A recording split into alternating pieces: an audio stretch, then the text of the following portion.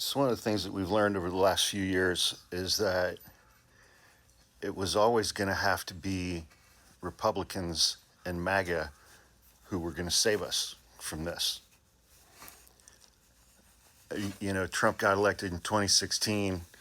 Republicans had the House and the Senate for his first 2 years. What did they do? They passed a tax cut. He came in 2024. He's got the House and the Senate, and what's the only legislation they've passed? They passed a tax cut, and they raised the debt ceiling by $5 trillion to do it. It became so clear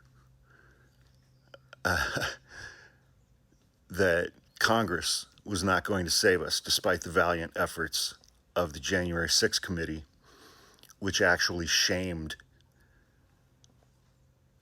Merrick Garland's Department of Justice into opening up an investigation into Donald Trump and appointing Jack Smith 20 months in to Joe Biden's term. Congress was never going to save us from this. They don't have the power under the Constitution, apart from impeachment and conviction. Impeachment in the House, conviction and removal in the Senate.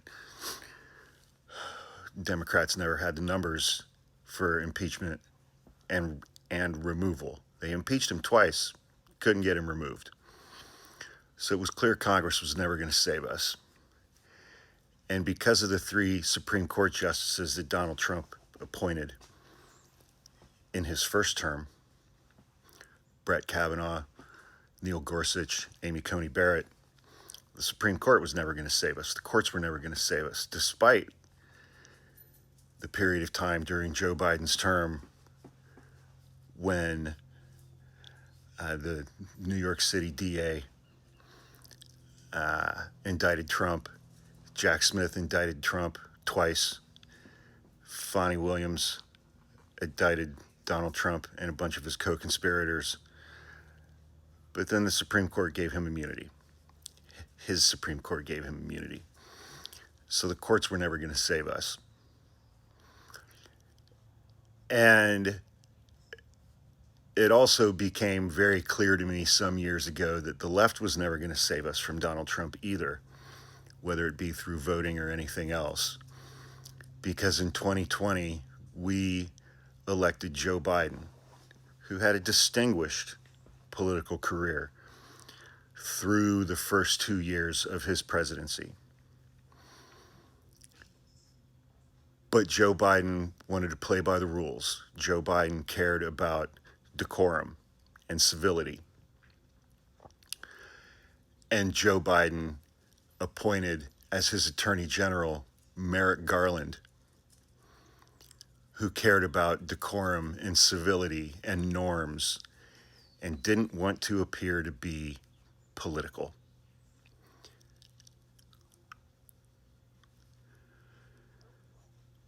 So it was always going to be up to Republicans and MAGA to save us from this. The Republican Party failed as an institution more so, I think, than any other institution in the United States over the last 10, 11 years.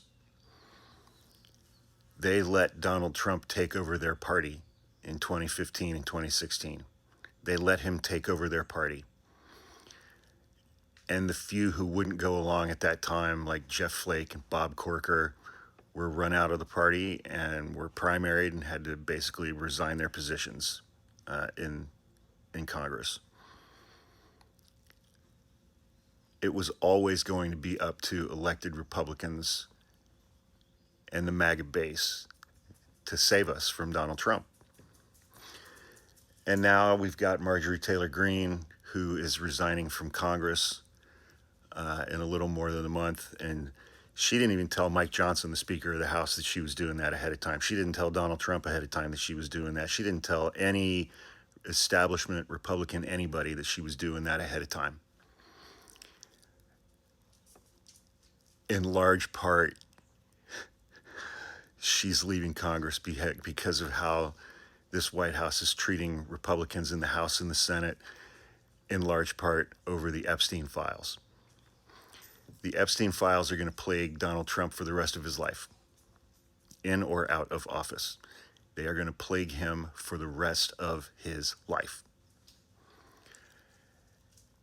And because of Donald Trump's handling of the economy over the last year and how he has dealt with farmers and tariffs and subsidies and so many other issues, breaking so many promises to his base, that some of them are finally starting to turn on him.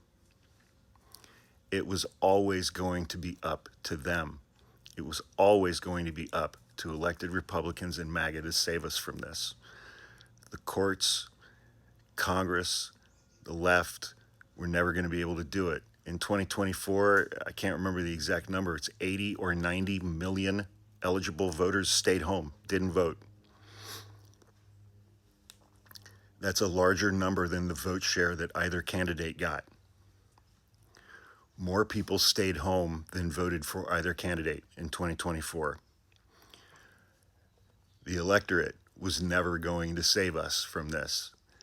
The electorate in the United States of America, I would argue a majority of them are dumb, uninformed, gullible morons who are incredibly selfish and easily manipulated and lazy. And huge numbers of those are also racist and bigoted and misogynistic, homophobic and transphobic. It was always going to be up to elected Republicans and MAGA to save us from this. And now, with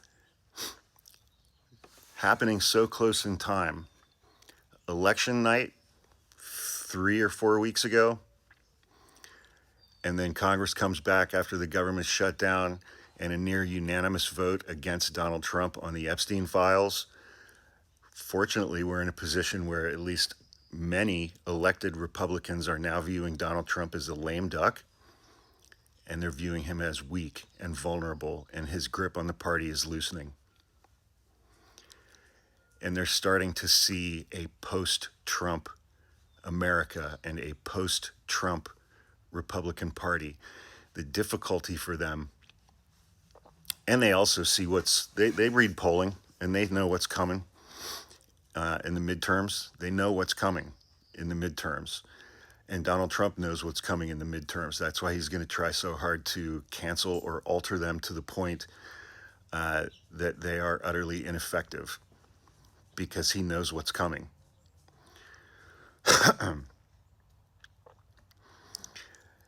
And so Republicans are starting to catch on to the idea of a post-Trump Republican Party and a post-Trump America.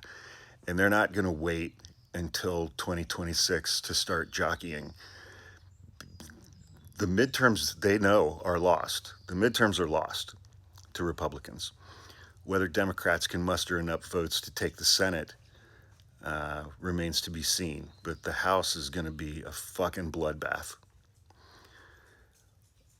Caveat, depending on what the Supreme Court does with the voting rights case that they heard arguments on a few weeks ago. But overall, they know that post-Trump Republican Party and post-Trump America are right around the corner. Donald Trump's not going to be on the ballot for the midterms. I mean, he will be, but not literally. And because he's not, his supporters aren't going to show up to vote. His hardcore MAGA supporters only show up to the polls when he's on the ballot, and he's not going to be on the ballot.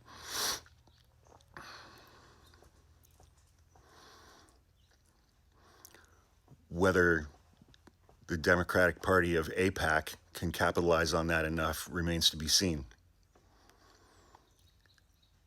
But we are entering into a post-Trump America. Not immediately,